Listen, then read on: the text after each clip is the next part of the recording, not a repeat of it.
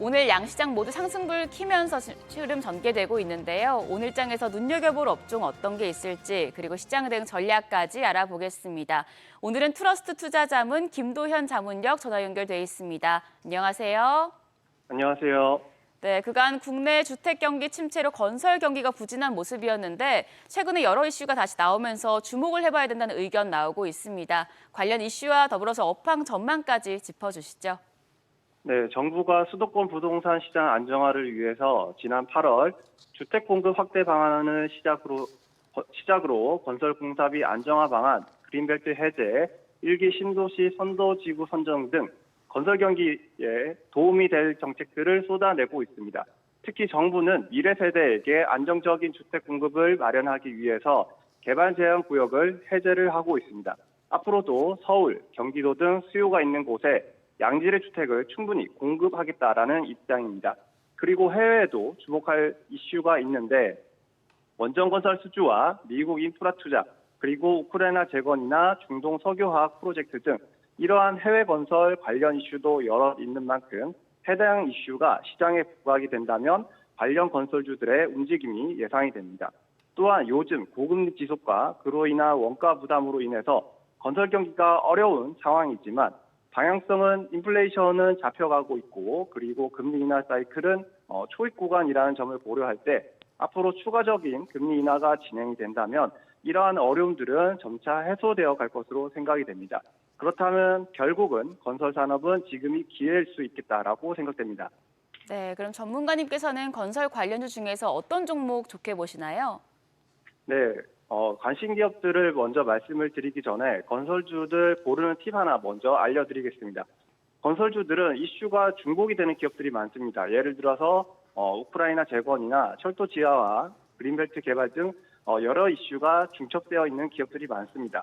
앞서 말씀드린 대로 건설 경기가 호황은 아니기 때문에 개별 종목단에서 이러한 점들을 같이 체크를 해보신다면 좀 더 좋은 성과가 날 수 있을 거라고 생각됩니다. 그래서 GS건설, 특수건설 같은 기업들을 살펴보시면 어떨까 합니다. GS건설은 모듈러 사업 전문 기업인데 관련해서 기술과 사업 역량을 모두 확보하고 있는 기업입니다. 모듈러 주택은 레고처럼 조립해서 만드는 주택이기 때문에 빠른 속도가 큰 강점입니다. 그래서 최근 우크라이나 재건의 핵심 사업으로 떠오르고 있습니다. 그런 차원에서 우크라이나 재건과도 관련이 있는 이 GS건설을 체크를 해보셨으면 좋겠고, 그리고 두 번째 기업은 특수건설입니다. 특수건설은 철도, 도로, 지하 횡단 구조물 등 일반 토목 시공과 환경설비 등 산업 플랜트를 전문으로 하는 기업입니다. 레퍼런스로는 서해대교, 강안대교, 인천대교 등의 고난이도 교량 기초를 시공한 바 있습니다. 특수건설은 연매출 2천억이 넘는 기업인데 지난 9월 현대산업개발과 306억 원 규모의 충남 전기공급시설 전력구 공사 계약을 체결하기도 하였습니다. 또한 특수건설은 남북경협, 철도 지하화, 우크라이나 재건, 그린벨트 해제 등 여러 이슈가 중첩되어 있는 기업인 만큼 이러한 재료들의 시장이 부각될 때 특수건설의 주가 상승 모멘텀으로 작용할 것으로 전망되기 때문에 잘 한번 살펴보셨으면 좋겠습니다.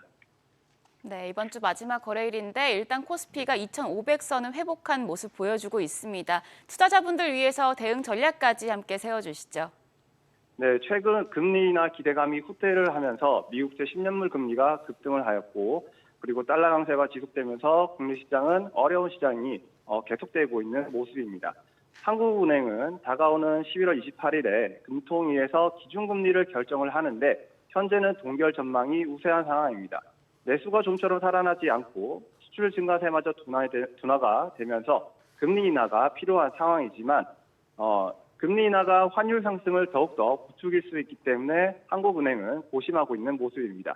이렇게 지정학적 리스크, 달러 강세, 외국인 자금 이탈 지속 등으로 국내 증시에 우호적이지 않은 환경 때문에 당분간은 2,500선을 전후로 해서 방향성을 탐색하는 시장이 나타나지 않을까 예상하고 있습니다.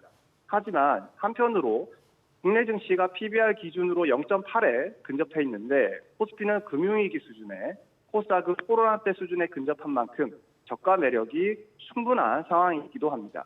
그래서 변동성 시장을 잘 대응하시면서 장기적으로는 매수 관점으로 보셔도 되지 않을까 생각됩니다. 아무쪼록 이러한 위기를 잘 이용하셔서 성공 투자하시는 기회로 살리셨으면 좋겠습니다. 네, 오늘 말씀 고맙습니다. 지금까지 업종과 대응 전략 알아봤습니다.